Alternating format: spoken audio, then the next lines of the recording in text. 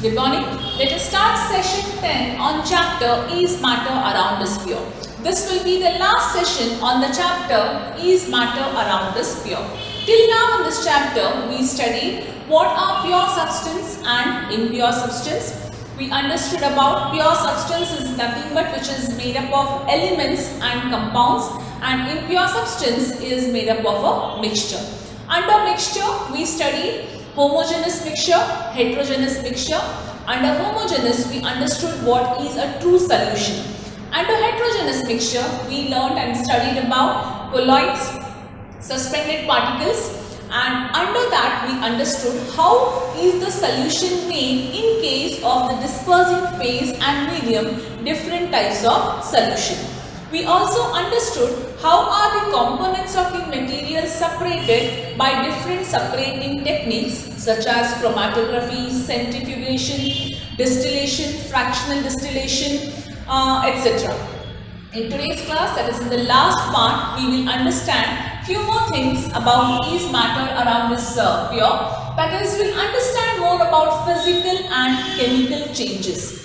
So basically when do we call a substance will undergo a physical change? That means a substance where there is no new substances are formed without any different properties, we say that a substance is undergoing a physical change. Now for example, if I take melting of a ice, I consider that as a physical change because there are no new substance which is formed or there is no certain chemical reaction happening in that particular change.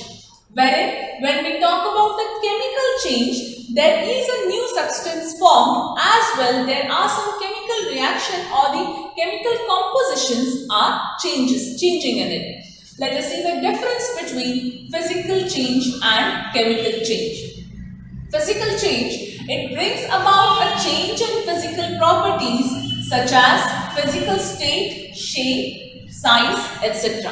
Now when I talk about melting of ice, now melting ice is a solid. So when I start melting it by providing heat, what happens to that? It changes its physical state from solid to liquid. And it also changes the shape. Initially it was a solid, now it turns to be a liquid, changes the size because solid have some definite shape and size, we know that. So that is an example of a physical change. Now melting of a wax is also will come under physical change only. When I talk about a chemical change, changes in chemical properties. Now, if you remember, in the beginning of the chapter, we also differentiated between a mixture and a compound, right? There we understood when a compound is formed or when a mixture is formed, what exactly happens. So, similarly here, when a chemical change will happen, there is a change in its chemical properties in the new substances. For example, formation of water. It's a combination of a hydrogen and water where hydrogen and oxygen which forms a water. Now hydrogen property is different, oxygen property is different. There is some chemical changes happening, and when we get water, the property, the chemical composition is completely different. Next, no changes in the chemical composition as we discussed. Under chemical change, there is a change in the chemical composition. It is reversible. Of course, yes. Now, ice when I melt into water, water can be again turned into ice, vice versa, right? Similar with the wax. You can melt wax and you can make a candle. When you burn the candle, the wax again melts. So, it is again reversible. You can make the changes. But wherein here in chemical change, you cannot make any changes. Now that is different. When we actually pass electricity to water, we can separate hydrogen and oxygen. That is different, but everything cannot be changed. Now for example here, you will study about electrolysis of water. When we pass electricity to water, it decomposes into hydrogen and oxygen in your standard 10th. But if I talk about now burning of paper, that is a chemical change. Now that will not reverse again. It is irreversible. Respiration is a chemical change. What happens in respiration? Our glucose, that is food what we eat, is broken down in the presence of oxygen.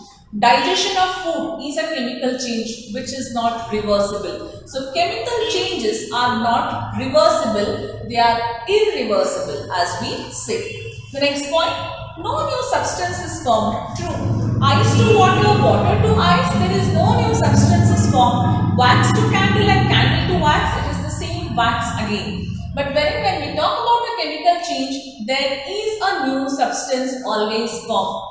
Now here when we talk about hydrogen properties, we know it is very volatile. Oxygen is a supporter of combustion. Water, actually what will happen, it can put off the fire, right, as we discussed. So complete new property. Now we take magnesium ribbon and we burn it. What do we get? We get magnesium oxide. So magnesium oxide is completely different from magnesium and oxygen. So always a new substance is formed whenever there is a chemical change undergoing. So this was about in the chapter when we study the matter or the things around us, what are the physical changes and what are different chemical changes. We'll go on to the next sector here. We also understood about pure substance. Pure substance are nothing but which have nothing but they are of compounds and elements. Impure substance are nothing but all mixtures. When we talk about pure substance, we talk about elements and compounds. Now we know what are elements, the smallest particle which cannot be further divided. Elements are further classified as metals, non-metals and metalloids. About metals and non-metals, you will be studying in detail on the chapter name itself, metals and non-metals in your 10th grade. Here, we will just understand few brief things about metals, non-metals and metalloids. Now, what are metals? There are some properties of metals if I have to say. Metals are good conductor of heat and electricity. Metals are sonorous. Now what do you mean by sonorous? Suppose if I take a coin and if I drop it, what sound do you get? Yes. And when we go to temple, we ring the bell, right? Or what type of sound do you get? That is a sonorous sound. That is why bells are made out of metal because they give us the sonorous sound. They are not made out of wood, right? And so first property, metals are good conductors of heat and electricity. They are sonorous. Next one, they are lustrous. That means they have a shine. Now any metal if you see, so of course yes, gradually by using it the shine fades away, but when you buy it newly, metals have a lustrous shine. Yes. Next property, metals are ductile and malleable. We have studied about malleability and ductility in your 8th standard. What is malleability? The property of the metal which can be drawn into thin sheets are called as malleability. Ductility, the property of the metal which can be drawn into thin wires are called as ductility. Now, of course, yes, we have copper wires because it is ductile. Then we have iron sheets. Of course, we have copper plates which we use in our science lab. We have zinc plates. Yes. So that is why metals have the property of both malleable and ductile. Wherein gold and silver is the only metal which are both malleable and ductile. Now you can tell me, copper also can be drawn into thin sheets. Copper also can be drawn into thin wires. We agree. But we do not use copper wire for our chain or anything what we wear, right? Why? Take the copper wire which is there and try to just pull it, it will break. But when gold chain or any ornaments or beads which are actually there in the gold, that will not break easily because by regular wear and tear also they are still in a good condition. That means gold and silver are the only metals which can be drawn into very thin wires and very thin sheets. We have a gold foil. There are some experiments based on gold foil which we will be seeing in the further chapters when we do. So I'll just repeat, metals are sonorous, metals are good conductors of heat and electricity. Metals are malleable, ductile, and metals have a shine. That is, they are lustrous. Now, basically, when we talk about, all metals are solid, right? Basically, when you take everything, iron, copper, zinc, magnesium, all these are solid. But there is always an exception. Mercury is the only liquid metal that you have to always remember. We'll go on to non-metals. Now, when we talk about non-metals do not have any property of the metals. That means it cannot be drawn into wires or sheets, or they are not lustrous. They are poor conductor of heat and electricity. So, when we talk about non-metals, all non-metals are gases. Yes, but again there are few exceptions also. Now, there are some metals like iodine which has a lustrous shine, but it is not a metal. So, as we said, all metals are solid, but some exceptions. All metals are gases, again with certain exception. So, about same thing, which are these metals and all, you will be again studying about that chapter in detail in your 10th standard. So, here let us only remember few properties of metals and non-metals. So, we can name as oxygen, hydrogen, nitrogen. All this will come under non-metals. Now, what are metalloids? See, we know the property of metals, we know the property of non-metals. The substances which have the property of both metals and non-metals are called as metalloids. Example, silicon, germanium, etc.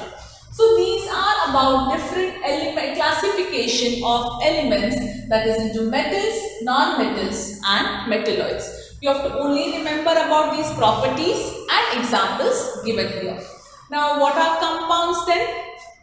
Two or more elements grouped together to form a compound, right?